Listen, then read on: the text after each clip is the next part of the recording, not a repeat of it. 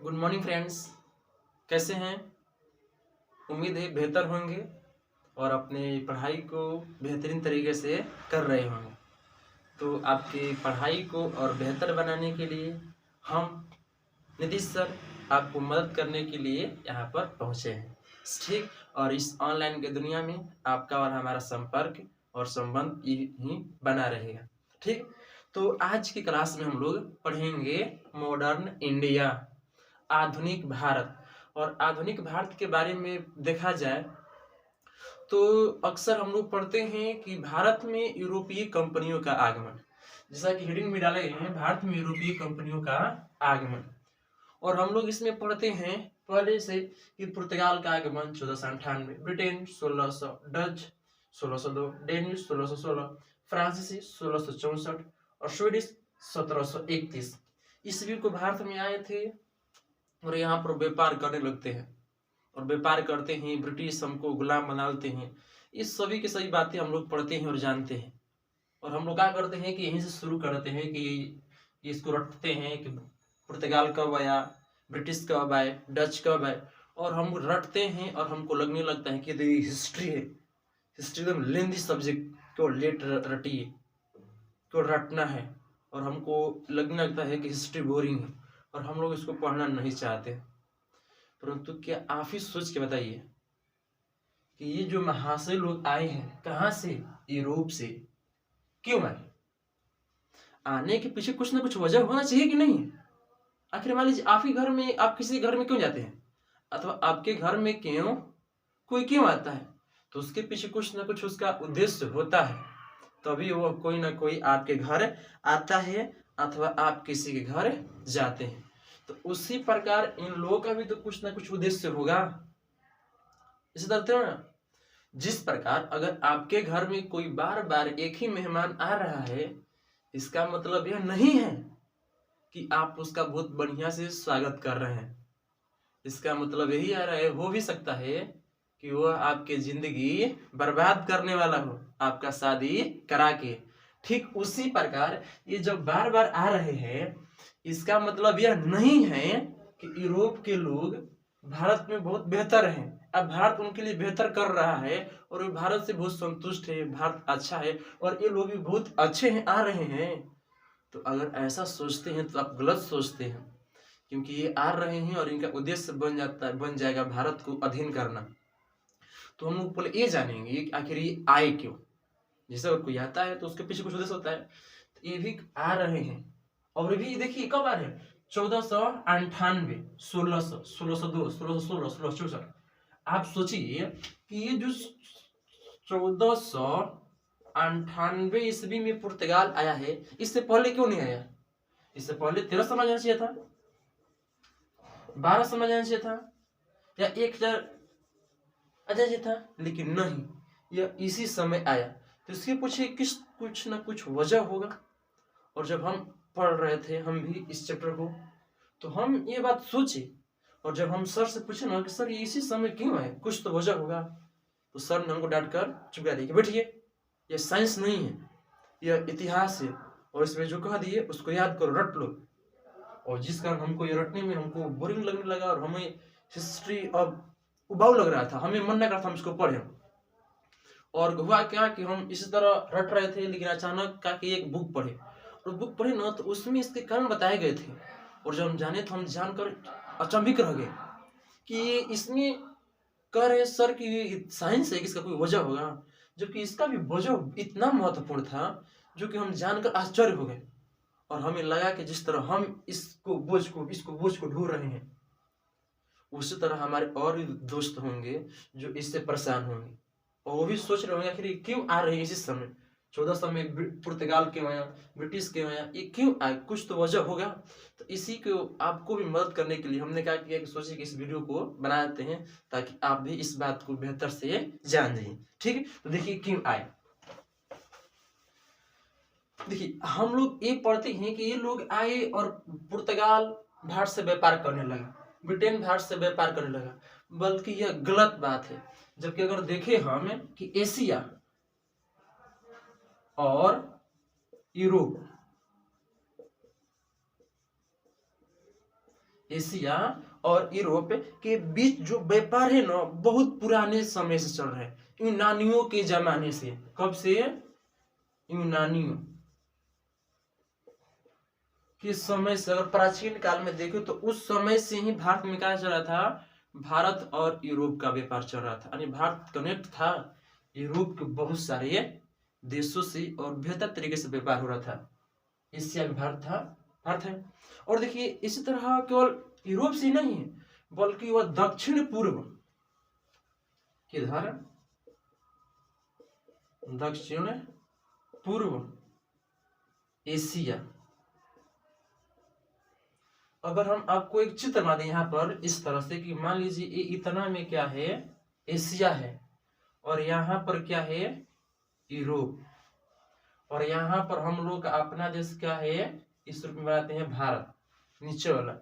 तो जो भारत का व्यापार है भारत का और यूरोप के साथ, ये क्या है? यूरोप है, और ये है एशिया, और ये हम लोग का इंडिया। तो जो भारत का व्यापार यूरोप से कब चला था? प्राचीन काल में, जब यूनानी थे उस समय।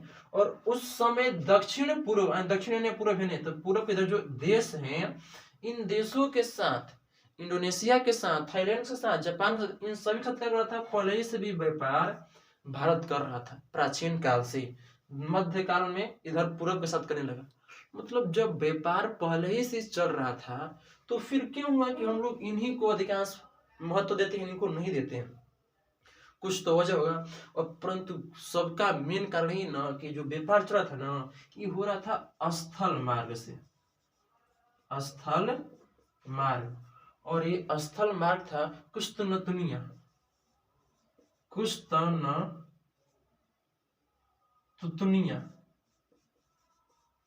कुश्तनतुनिया।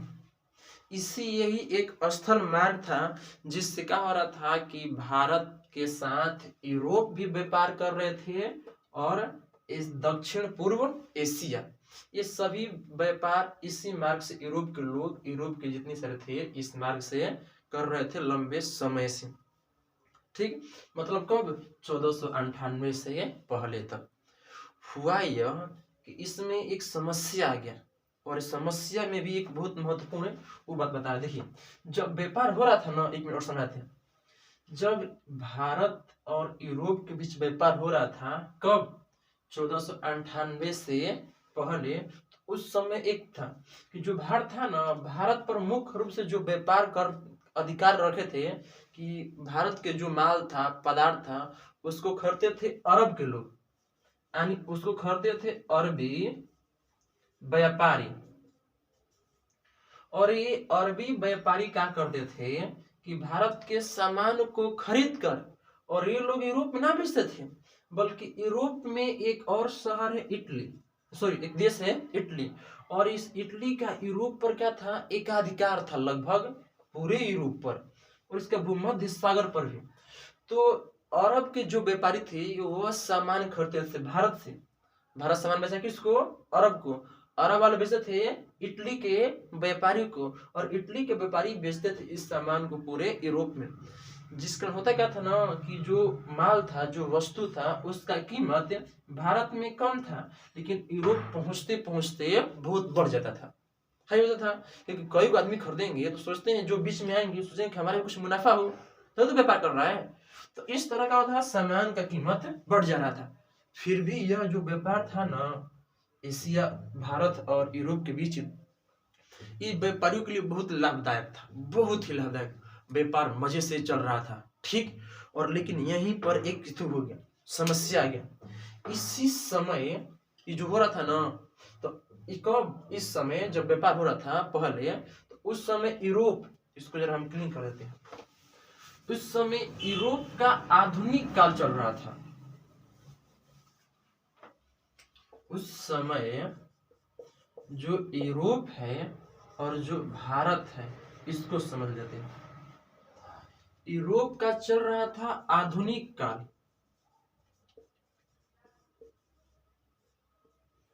और भारत में चल रहा था मध्य काल। हाँ, आप सोच सकते हैं कि यह काल अलग अलग, हाँ, प्रत्येक जगह का, क्षेत्र का अपना अपना एक समय होता है, ठीक।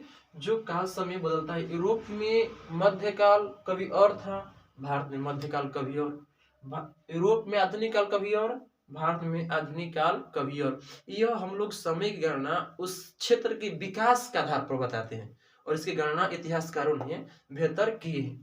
तो देखिए वो कहा कि जो यूरोप था आधुनिक काल था, तो यहाँ पर पुनर्जागरण यानी नई नई विचारें आ रही थी, नई नई विचारें यहाँ के लोग थे जो वैज्ञानिक बातों को अधिक महत्व देने लगे थे, जबकि जो यहाँ के पादरी और सामंत थे इनको अस्वीकार करने लगे थे, इनके बातों को नहीं मानते थे। और वहां पर हो गया था आधुनिक काल, वहां पर सभी व्यक्तियों ने अपने धर्म के प्रति प्रश्न पूछने लगे और वैज्ञानिक प्रत्येक बातों कारण जानने लगे। तो वहां पर यूरोप का विकास बहुत तेजी से हो रहा था।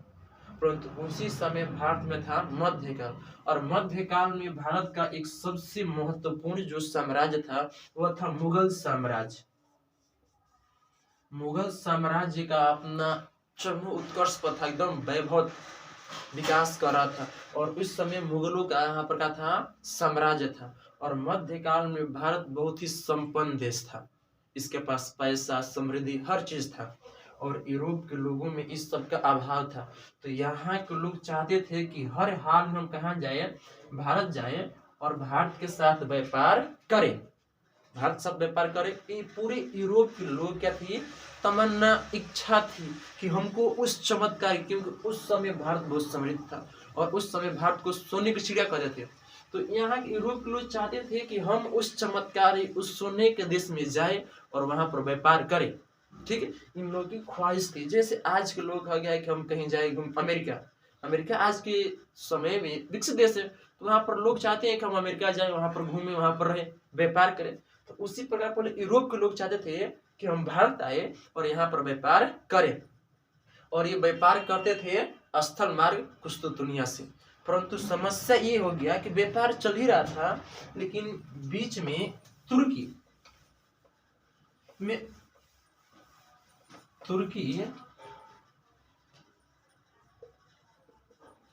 1453 ईस्वी को क्या किया कि 1453 ईस्वी में कर दीजिए, ईस्वी में उस्मानिया सल्तनत का उदय हुआ, और इसने क्या किया कि एशिया माइनर को जीत लिया। एशिया माइनर और कुस्तुनतुनिया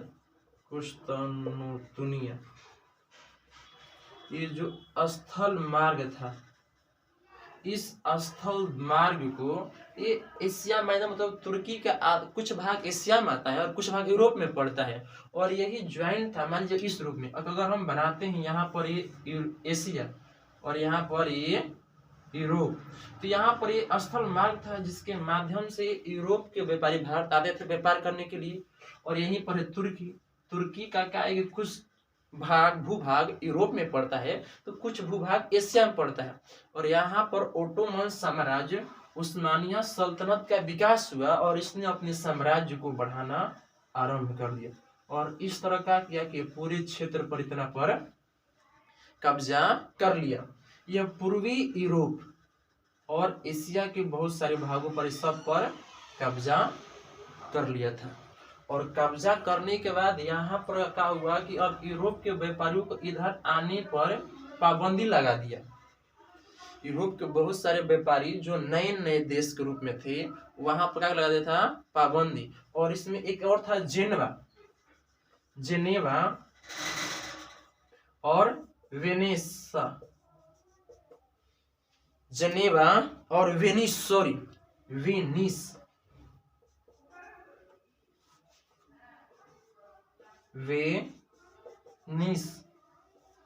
जिनेवा और वेनिस यह दो ऐसे देश थे जो क्या किए थे कि यूरोप और एशिया के बीच होने वाले व्यापार ये थे, और एक थे अरबी वही बताए हैं कि ये इटली, बताए थे ना इटली, तो वही वाला। ये सभी के सभी का क्या थे कि जो व्यापार था एशिया और यूरोप उस पर अधिकार कर लेते और ये नहीं चाहते थे कि अब इस व्यापार में कोई और देश शामिल हो। और इन लोगों का मुख्य उद्देश्य खासकर जो यूरोप है, यह पश्चिमी यूरोप के कुछ देश थे जैसे पुर्तगाल और स्पेन। पुर्तगाल और स्पेन को चाहते थे कौन? ये जिनेवा और वेनिस की कभी यह इस व्यापारिक मार्ग में, इस व्यापार में शामिल न हो, उसके लिए अड़चन बाधा उत्पन्न कर रहे थे। लेकिन यह स्पेन और पुर्तगाल भी जानते थे कि भारत जैसा समृद्ध देश में व्यापार करना कितना ही लाभदायक है हमारे लिए।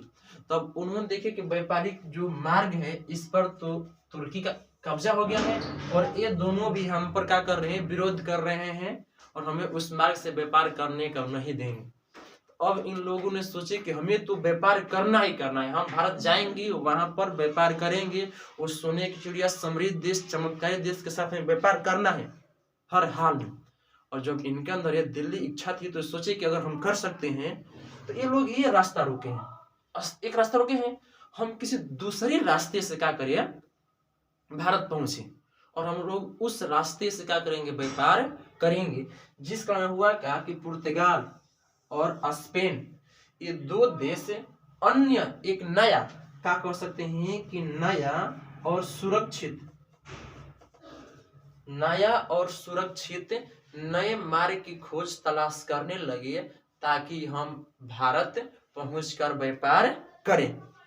इस तरह से देखिए अब ये लोग खोजने लगे, क्यों? क्योंकि इनकी आवश्यकता थी, इसीलिए कहते हैं कि आवश्यकता ही आविष्कार की जननी होती है। और जब तक आपकी आवश्यकता नहीं पड़ेगी ना, आप कुछ कार्य नहीं करेंगे। इन लोगों की आवश्यकता पड़ी थी दोनों को कि जो है ना जेनेवा और वेनिस हमको भारत के साथ व्यापार करने नहीं दे रहे हैं। किस पर?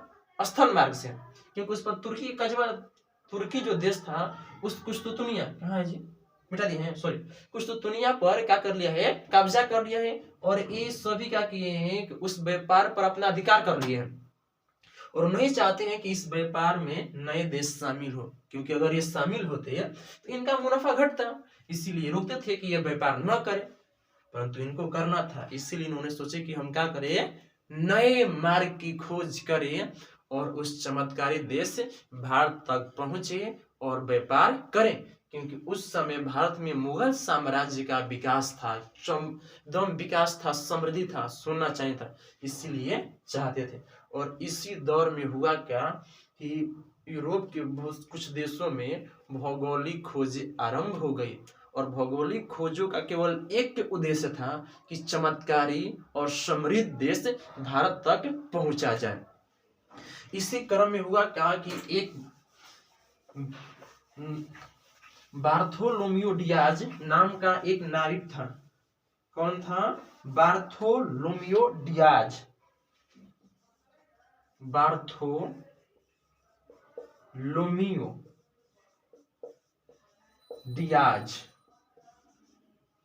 बार्थोलोमियो डियाज यह एक यूरोप का नाविक था और इसने भारत पहुंचने के लिए इसका एक तमन्ना था कि हमें कहाँ जाना है? भारत ही जाना है। और क्या किया कि इसने देखा कि अगर स्थल मार्ग पर कब्जा किया है तुर्की ने, स्थल मार्ग पर, परंतु समुद्री मार्ग पर तो कब्जा नहीं किया है। और उस समय वैज्ञानिक, आपको बताएं कि वैज्ञानिक पद्धति आरंभ हो गई थी, वैज्ञानिक खोजें हो गई थी। तो उस समय हुआ क्या कि नाव बन गया था, नक्शा बन गया था, दिशा सूचक यंत्र हो गया था। उन सभी की मदद से बार्थोलोम्यू डियाज सोचा कि अब हम समुद्र के माध्यम से, क्योंकि जानते थे उस समय की यूरोप के लोग कि पृथ्वी क्या है? गोल है। तो इन्होंने सोचा कि पृथ्वी गोल है तो अगर हम कहीं से चलेंगे तो फिर घूम के तो वहां पर आएंगे ही आएंगे। तो इसने कहा कि हम अपने नाव से पानी के माध्यम से भारत जाएंगे और इसने कहा किया कि अपना खोज आरंभ किया। और 1488 ईस्वी में अफ्रीका महादेश के दक्षिणतम बिंदु उत्तम आशा अंतरिक्ष केप ऑफ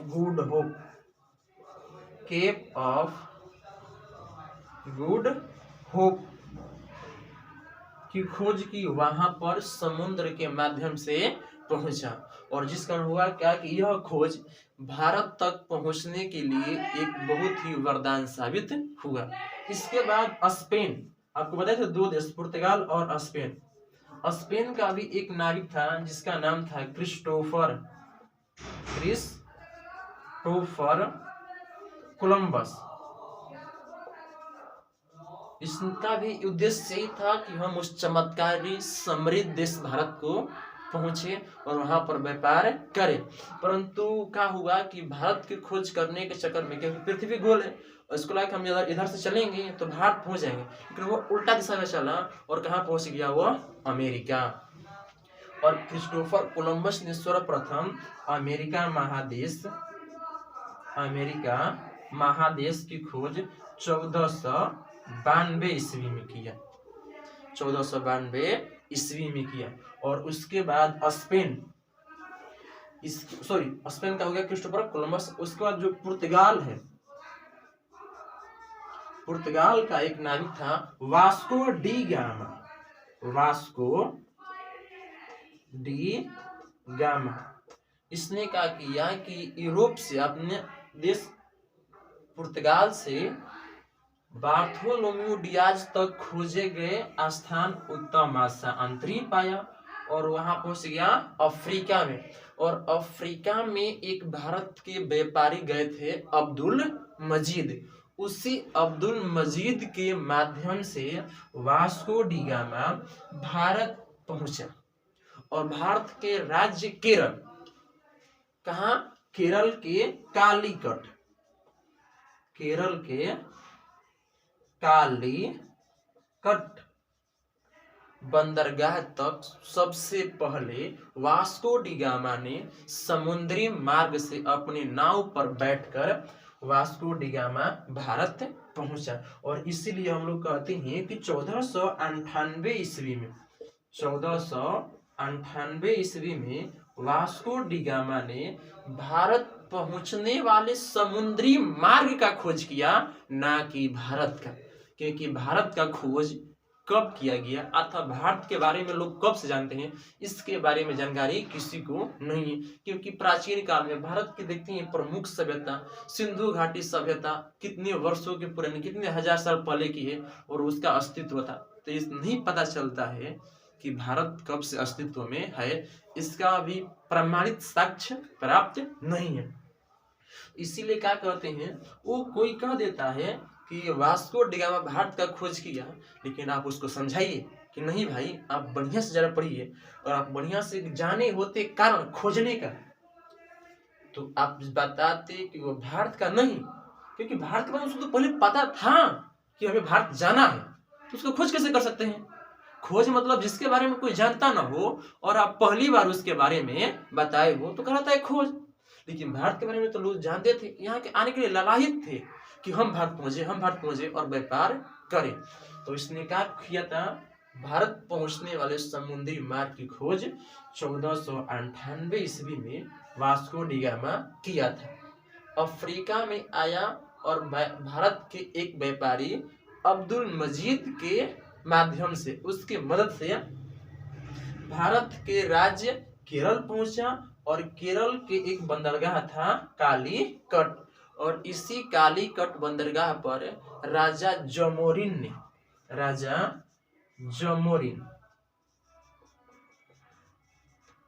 ने कहा कि वास्को डी गामा का स्वागत बहुत ही किए और यहाँ से फिर क्या किए कि इसको आया था व्यापार करने के लिए। और भारत में बहुत ही अधिक मात्रा में मसाले, ठीक है, व्यापार होता था वही, और रेशम की सूती रेशम के वस्त्र, तो उन सभी को का कि राजा थे इसके नाव पर रखवा दिए और अपने नाव के माध्यम से वास्को डी गामा गया और यूरोप में जाकर 60 गुना अधिक मुनाफा कमाया। और यही 60 गुना अधिक मुनाफे ने यूरोप के अन्य कंपनी अथवा अन्य देशों को भारत में खींचकर लाने के लिए मजबूर कर दिया। ये जो 60 गुना अधिक मुनाफा था, यही प्रत्येक देशों को, देखिए उसके बाद प्रत्येक देशों का सिलसिला लगा और प्रत्येक देश भारत को